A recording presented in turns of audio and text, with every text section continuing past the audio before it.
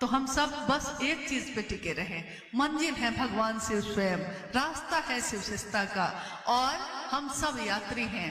मन में शिव के संकल्प का अगर जल है, शिव के संकल्प का दिया जल रहा है, तो हम सब की नजर जो है शिव पर ही रहेगी। लेकिन अगर मन में ही संकल्प नहीं है तो फिर इधर भी देखेंगे उधर भी देखेंगे, तो पता चलेगा कि गाड़ी चल रही थी सड़क पे, चली गई गड्ढे में, खाई में। तो हमारे आपके ऊपर है कि हम अपने मन के संकल्प को दृढ़ करें और मजबूत करें। जिस दिन हम ये कर लेंगे मतभेद नहीं होंगे।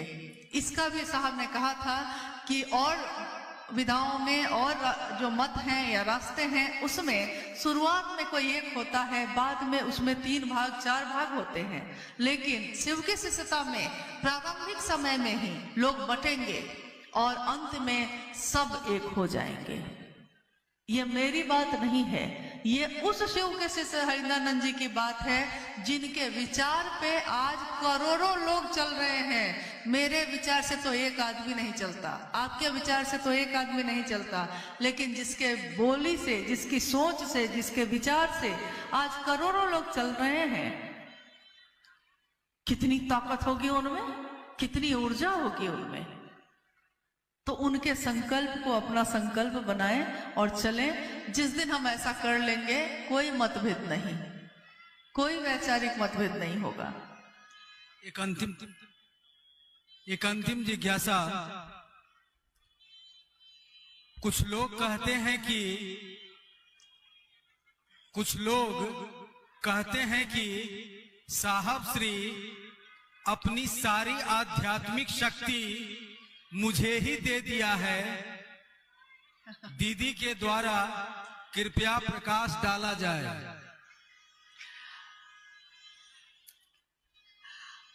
आप में से जिज्ञासा आपने सुनी है? अगर नहीं सुनी है तो फिर से बोल देते हैं। जिज्ञासा है कि कुछ लोग कहते हैं कि साहब ने शिवलीन होने से पहले, यानी शरीर को जब छोड़ा है उससे पहले, अपनी आध्यात्मिक ऊर्जा का संचरण मुझ में कर दिया है। कुछ लोग कहते हैं कर दिया है, ये ना? हाँ, आप में से कितने लोगों ने, चूंकि मुझको लगता है कि सब तो गुरु भाई गुरु बहन ही है हमारे, कितने लोगों ने आओ चले शिव की ओर जो पुस्तक है वो पढ़ी है? कृपया हाथ उठाइए, कितने लोगों ने पढ़ी है? इतने लोगों ने, तो लगभग सबने पढ़ी है। फिर से घर जाकर उसको गौर से पढ़िएगा। उसमें 201 या 2 है, एक पन्ने पे आओ चले शिव की ओर किताब का अंतिम जो आलेख है, वो भी, उसका भी आलेख का शीर्षक जो है वो है आओ चले शिव की ओर। मेरा निवेदन है कि थोड़ा हलचल आप लोग शांत कर लीजिए, क्योंकि अब बस 10 मिनट भी नहीं होंगे, हम भी जाएंगे, आप भी जाइएगा। और इस बात का वास्ता हमसे भी है, आपसे भी है, इसलिए इसको सुन लीजिएगा गौर से, ताकि कम से कम आगे की यात्रा तो ठीक से करें हम लोग।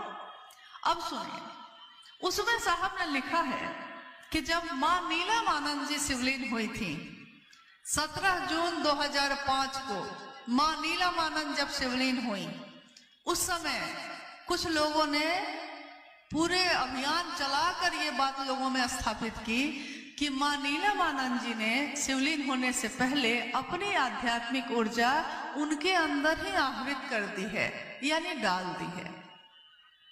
ये साहब ने खुद लिखा है आओ चले शिव की ओर में, लेकिन जो कि पूरी तरह मिथ्या था, ऐसा नहीं हो सकता।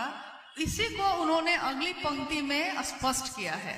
उन्होंने कहा है कि हमें याद रखना चाहिए कि आध्यात्मिक ऊर्जा का संचरण गुरु स्वयं करते हैं और कोई शिष्य नहीं कर सकता,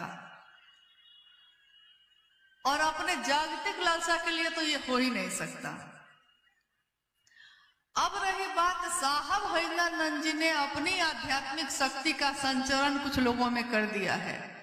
हम लोगों की भेंट तो नहीं हुई, लेकिन मुझको आश्चर्य है कि वैसे लोग अभी इतनी ऊर्जा को बर्दाश्त कैसे कर पाए क्योंकि अभी अभी मैंने कहा है कि उस शिव की ऊर्जा जिस मानव तन का सहारा लेकर उतरती है, वो मानव तन होता है जो इसको संभाल सकेगा। हम आप अगर इतने लायक थे तो ये बात हम लोगों ने साहब के शरीर में रहते हुए ही क्यों नहीं कह दी थी कि साहब आपने जो आध्यात्मिक शक्ति मुझको दी है अभी ही लोगों को बता देते हैं। आश्चर्यजनक ढंग से ये बातें तब शुरू हुई जब साहब शिवलीन हुए। लोगों को लगा कि अब साहब नहीं हैं, लेकिन हम लोगों ने इतनी ज्यादा उनकी उपस्थिति महसूस की है। हम लोगों मतलब सिर्फ मैंने नहीं, मैंने कहा हम लोगों ने, हर उस शिव शिष्य ने उनकी उपस्थिति महसूस की है जिसने उनको मन से पुकारा है। हर उस शिव शिष्य के यहाँ वो गए, हर उस शिव शिष्य से मिले, यहाँ तक कि लोगों ने कहा कि भोजन भी किया है। तो ये तो असंख्य घटनाएं हुई हैं, यानी कि उन सभी असंख्य लोगों के अंदर साहब ने ये बात डाली होगी। और साहब ने डाली तो है ही, लेकिन हर व्यक्ति के अंदर, और किसी एक व्यक्ति के शरीर को चुन के नहीं, उनकी सारी ऊर्जा इसी विचार में है कि शिव मेरे गुरु हैं। जो इस विचार को अपनाएगा, साहब हरिंदरानंद जी की आध्यात्मिक ऊर्जा का संचरण तीव्र गति से उसके मन के अंदर होता है। प्रत्येक व्यक्ति जो इसको स्वीकार करेगा, जिसने इसको सुना है, जिसने इसको माना है, हर व्यक्ति के अंदर उन्हीं की ऊर्जा चल रही है। और कौन है यहाँ? हाँ, ये है कि हम लोग पहचान सके वैसे लोगों को जो हमें गुमराह करते हैं, जो हमें भटकाते हैं। तो अब भटकाने के लिए मुझको नहीं लगता कि शिव के शिष्य इतने, शब्द मूर्ख तो नहीं बोलना चाहिए, इतने मूर्ख तो नहीं होते। वो तो बस मूर्ख होने का दिखावा करते हैं। वो बस दिखावा करते हैं कि हम सर झुका के जो बैठे हैं, आपकी बात जो सुन रहे हैं और बहुत अच्छे तरीके से आपकी बात को समझ भी रहे हैं कि जिस साहब ने, जिस शिव के शिष्य ने कभी अपनी स्थापना नहीं की, कभी लोगों से ये नहीं कहा कि मुझसे मिलना जरूरी है, जिस साहब ने कभी ये नहीं चाहा कि महादेव की तस्वीर के बगल में उनकी तस्वीर लगे, लेकिन आज लगाई है हमने। जान लीजिए कि क्यों लगाई है, इसके पीछे भी कहानी है। मां नीलम आनंद उस समय शरीर में थी। कितने जगह के गुरु भाई गुरुबान, पुराने गुरु भाई कुछ बैठे भी हैं। लोग जब शिव गुरु महोत्सव के लिए आते थे तो वो कहते थे कि साहब आपकी और दीदी की तस्वीर हम लगाना चाहते हैं। और साहब कहते कि मैंने शिव की स्थापना की बात की है, मेरी तस्वीर क्यों लगाओगे? लेकिन लोग निवेदन करते रहे और साहब मना करते रहे। जब दीदी मां नीलम आनंद जी शिवलीन हुई और ये हवा उठी कि हाँ दीदी ने मुझको दे दी शक्ति, दीदी ने मुझको दे दी शक्ति, तो साहब ने कहा यार अब नीलम शरीर में नहीं है, उनकी तस्वीर लगा सकते हो विवश होकर, ताकि एक ही जगह जुड़े रहिए भाई। अब देखिए उसके बाद भी कुछ समय और गुजरा। कुछ जगह पे शिव गुरु महोत्सव का आयोजन हुआ। आयोजकों ने साहब से निवेदन किया कि साहब महादेव की तस्वीर के साथ आपका और दीदी का भी तस्वीर बैनर पे लगाना चाहते हैं।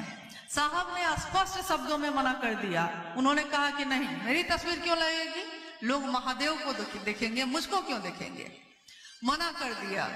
और जब साहब स्वयं उस जिले में शिव गुरु महोत्सव में भाग लेने के लिए गए तो उस जिले में प्रवेश द्वार पे जो बैनर लगा था, उस बैनर पे महादेव की तस्वीर थी, मां नीलम आनंद जी की तस्वीर थी, और जो वहां के मुख्य आयोजक थे उसी गुरु भाई की तस्वीर लगी थी।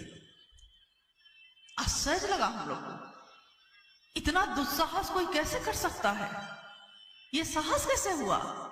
लेकिन साहब ने कुछ नहीं कहा। फिर कुछ समय बीता, फिर एक जगह आयोजन में जितने आयोजक थे, फिर उन सब में से लगभग 10 लोगों की तस्वीर उस बैनर पे थी। लौटने के बाद हम सबों ने साहब से हाथ जोड़कर निवेदन किया था उस दिन कि साहब आप अनुमति दीजिए अपनी तस्वीर को लगवाने की, इसलिए कि अगर आपकी एक तस्वीर नहीं लगी तो हर व्यक्ति अपनी तस्वीर लगवाने के चाहत में खड़ा है और ये नहीं होना चाहिए। इसलिए विवश होकर उस दिन भी साहब ने इसकी अनुमति दी कि ठीक है, आज से महादेव के साथ साहब दीदी की तस्वीर भी लगेगी। हम लोगों के कानों तक ये आवाज भी पहुंची साहब के शिवलिंग होने के बाद, हालांकि जिज्ञासा में ये नहीं है। ये आवाज भी पहुंची कि लोग कहते हैं कि जब अब साहब और दीदी जीवन में नहीं है, शरीर में नहीं है, तो उनकी तस्वीर क्यों लगनी चाहिए। और मैं शिव के शिष्या पूछती हूँ कि उनकी तस्वीर नहीं तो किसकी तस्वीर लगनी चाहिए? महादेव की नहीं, महादेव के शिष्य की नहीं तो किसकी? जो हम लोग इस यात्रा में हैं उनकी तस्वीर लगनी चाहिए।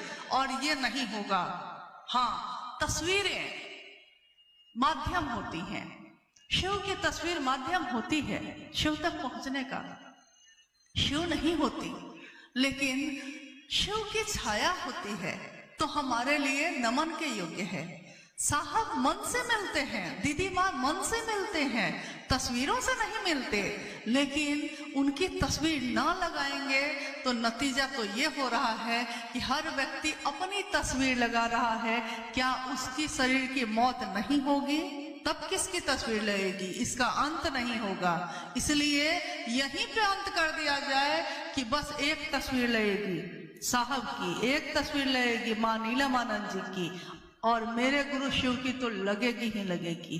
क्योंकि भारत देश शिव की पूजा करता है, शिव को अपने दिल में धारण करता है, और शिव की शिष्यता हम सबको नमन के योग्य बनाती है। जो शिव के लिए झुकेगा वो सबके आगे झुकेगा। सबके आगे मतलब कौन? सोचना होगा ना, सबके आगे मतलब कौन? अगर आपके झुकने से रिश्ते बच जाए, कहीं पढ़ा था मैंने, आपके झुकने से कोई रिश्ता अगर बच जाता है तो आपको झुकना चाहिए। लेकिन अगर बार बार आप ही को झुकना चाहिए तो आपको रुकना चाहिए। और शिव के लिए झुकने वाला सबके आगे झुकेगा। जो उनके गले में नाग है वो उसके लिए भी झुकेगा। जो उनके बगल में खड़ा है बसहा उसके लिए भी झुकेगा। जो उनके पुत्र हैं उनके लिए भी झुकेगा। जो उनकी सवारी है उसके लिए भी झुकेगा। वो ये नहीं सोचता कि एक शेर है और एक चूहा है, हम शेर के आगे झुकेंगे, चूहा के सामने नहीं झुकेंगे, ये नहीं सोचता। शिव भाव की परिधि में जो है वो सबके आगे झुकता है। लेकिन कब? जब वो शिव भाव में दिखता है तब, जब वो शिव के गले में धारण किए हुए है तब, जब वो शिव की सवारी बना हुआ है तब। लेकिन जिसने शिव को ही छोड़ने का सोच लिया हो उसके आगे क्या करेंगे हम? इसलिए इसमें बहुत नहीं पढ़ने की जरूरत है। हमको पढ़ने की जरूरत बस इतनी है कि साहब हरेंद्रानंद जी को न भूल जाए हम। क्योंकि इतनी कथाएं आजकल चल रही हैं शिव चर्चाओं में, हर व्यक्ति अपनी ही कथा कह रहा है।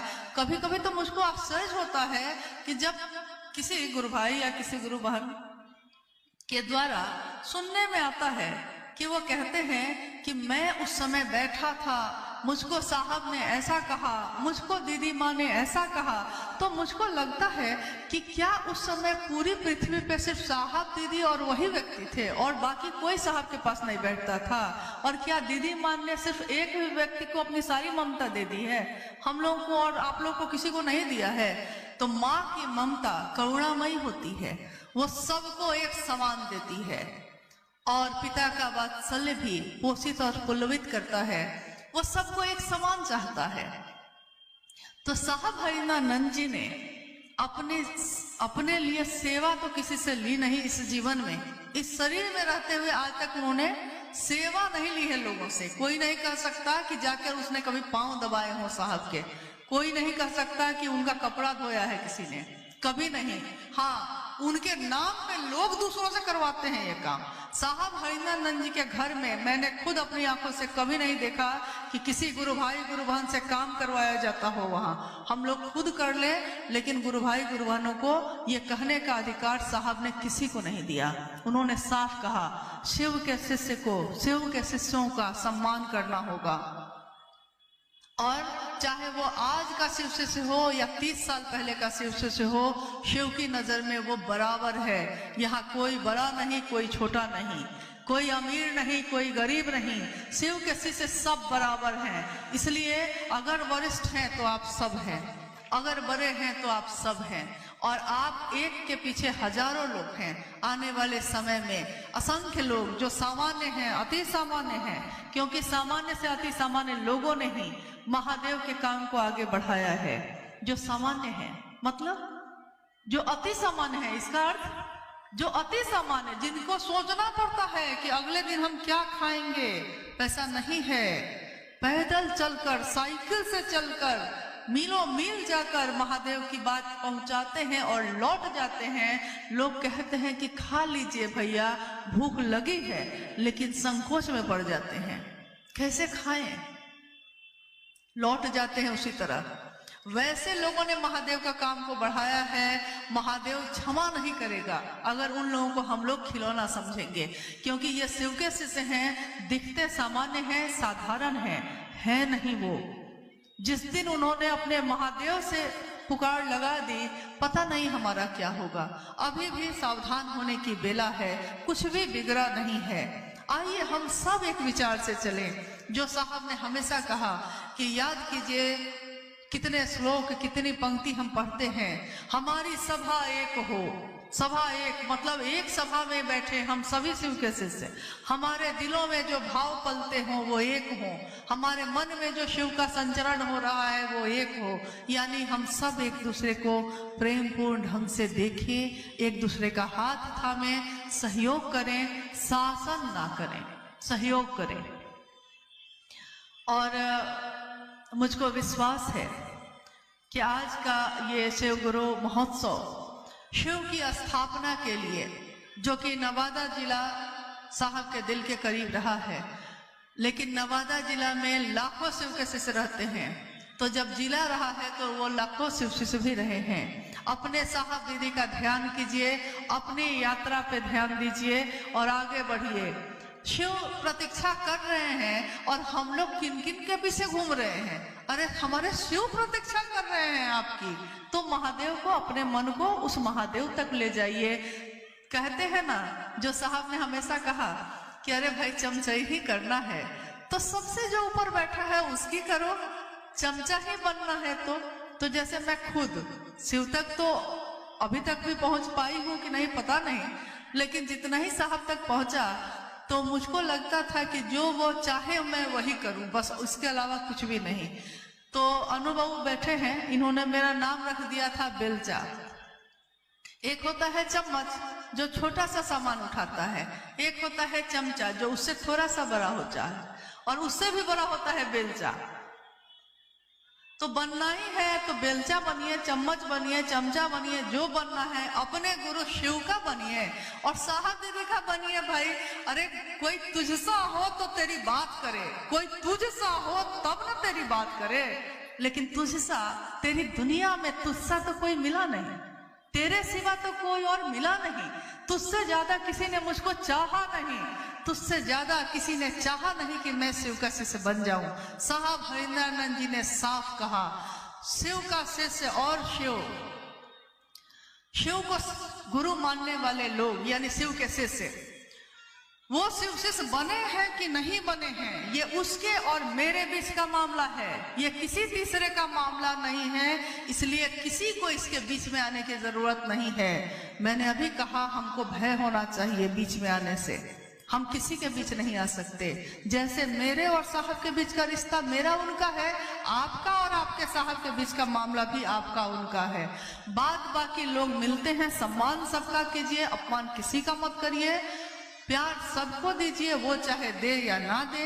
कोई गाली देता हो आप प्रेम दीजिए, क्योंकि शिव की शिष्यता गुलाब के फूलों की सुगंध की तरह है।